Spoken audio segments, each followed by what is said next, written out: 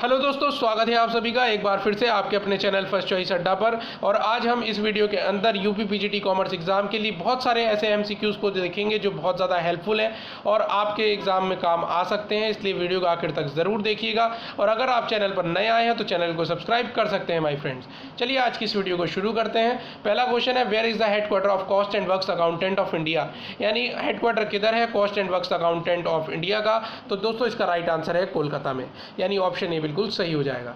Next, accounting for amalgamations and the treatment of the resulting goodwill.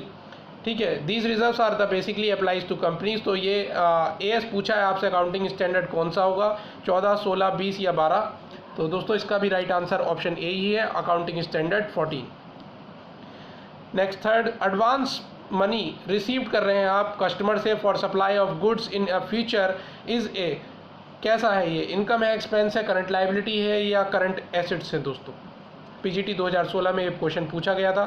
दोस्तों इसका right answer हो जाएगा current liabilities, यानी ऑप्शन सी वाला इसमें सही है, current liabilities. Next, the convention of conservatism is applicable in, convention of conservatism applicable होता है कहाँ पर। So making provision for bad and doubtful debts, यानी ऑप्शन जो बी है वो बिल्कुल सही है, making provision for bad and doubtful debts.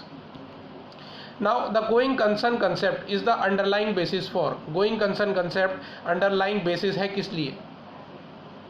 So option इसमें दोस्तों पहला वाला सही है कि depreciating fixed assets over their useful life, यानी ऑप्शन ए बिल्कुल सही है। Accrual concept is related to, accrual concept related है किससे, रेवेन्यू से, आइटम से, डेप्रिसिएशन से या इनमें से कोई नहीं। एक्रूअल कंसेप्ट जो रिलेटेड है वो रेवेन्यूज से है, यानी ऑप्शन ए बिल्कुल सही है। When accounting standard board of India is constituted, so इसमें ऑप्शन जो है वो ऑप्शन ए सही है, 1977, यानी 21 अप्रैल 1977 में accounting standard board of India constitute हुआ था। Capital account comes under which concept, capital account किस कंसेप्ट के अंतर्गत आता है, revenue recognition, accrual, accounting period या बिजनेस एंटिटी। राइट आंसर हो जाएगा दोस्तों बिजनेस एंटिटी, यानी ऑप्शन डी वाला जो है वो बिल्कुल सही है। Closing stock is valued, closing stock value किया जाता है लोअर ऑफ कॉस्ट या मार्केट प्राइस, कौन सा कंसेप्ट ऑफ अकाउंटिंग अप्लाइड होता है इधर। तो दोस्तों इसका राइट आंसर है कंजर्वेटिज्म या प्रूडेंस भी कहते हैं इसको, तो ऑप्शन ए बिल्कुल सही है। वसूली की अवधारणा है जब आदेश प्राप्त हो जाए, जब ग्राहकों को माल की आपूर्ति दे दी जाए, जब देनदार से रकम प्राप्त हो जाए, या इनमें से कोई नहीं। तो जब ग्राहकों को माल की आपूर्ति दे दी जाए तभी मान लेते हैं कि वसूली हो गई, ये अवधारणा यहाँ सही बैठती है। नेक्स्ट, यदि एक फर्म अपने ग्राहक से प्राप्त अग्रिम राशि को अपनी आय मान लेता है, इनकम मान लेता है, तो वह निम्न में से किस अवधारणा का वायलेशन या उल्लंघन करेगा। तो दोस्तों इसका राइट आंसर क्या हो जाना चाहिए, इसका राइट आंसर वसूली ही है, यानी realization. The practice of appending notes regarding contingent liabilities से related in accounting standard is enforcement to, so इसमें राइट आंसर होगा डिस्क्लोजर, यानी द प्रिंसिपल ऑफ डिस्क्लोजर इसमें सही आंसर हो जाएगा माय फ्रेंड्स। लेखांकन का वसूली सिद्धांत लागू नहीं होता है, लेखांकन का वसूली सिद्धांत लागू नहीं होता है कहाँ पर, तो दीर्घकालीन निर्माणी ठेका प्रसंविदाओं पर। ठीक है, लेखांकन की स्वत्व अवधारणा लागू होती है, लेखांकन की स्वत्व अवधारणा लागू होती है संयुक्त स्कंद प्रमंडल पर, यानी ऑप्शन सी सही है इसमें। इफ गुड्स वर्थ ₹10,000 सोल्ड किए जाते हैं on the basis of sale on approval, the adjustment of this transaction on the date of accounting is done in, so इसमें राइट आंसर है ऑल ऑफ द अबव, यानी sales भी है, stock भी है और डेटर्स भी। Which of the following account will be debited, इनमें से कौन सा अकाउंट आप डेबिट करेंगे।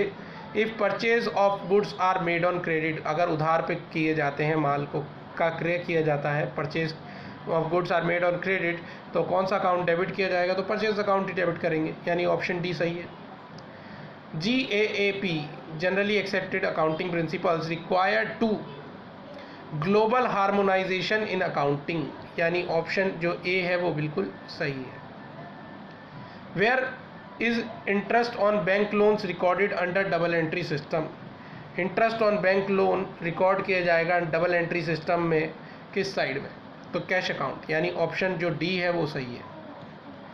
स्टॉक अपेयरिंग, अगर स्टॉक अपेयर होता है इन द ट्रायल बैलेंस, वो दिखाया जाएगा कहाँ पर, trading profit and loss, balance sheet या ट्रेडिंग प्रॉफिट एंड लॉस, दोनों में।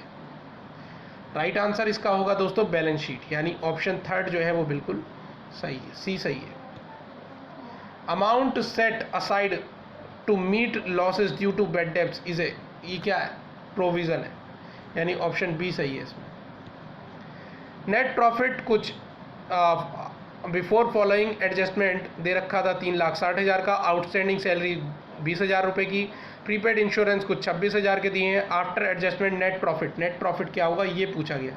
इसका राइट आंसर आएगा 3,66,000।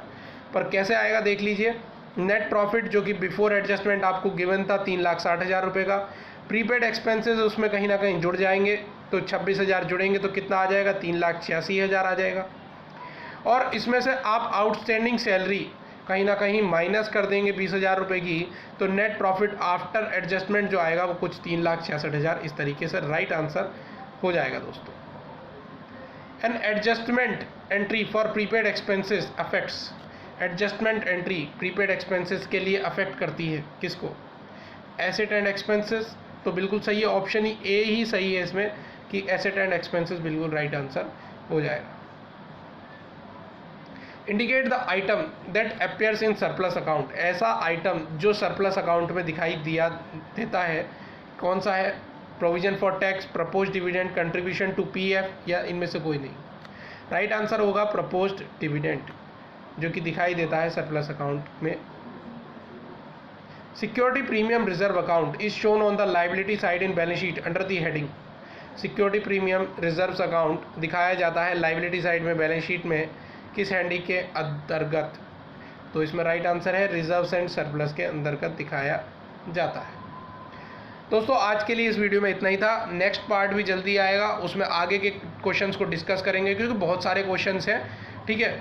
थोड़े थोड़े घंटे बाद में पार्ट डालता रहूँगा, तो प्लीज़ आखिर तक ज़रूर देखिएगा वीडियो को और देखा करिए, ताकि आपको हेल्प बहुत होगी इन वीडियोज़ से, जो आने वाली वीडियोज़ हैं। और चैनल को अभी तक आपने सब्सक्राइब नहीं किया है तो सब्सक्राइब कर सकते हैं। मिलते हैं नेक्स्ट वीडियो में, तब तक के लिए जय हिंद और जय भारत।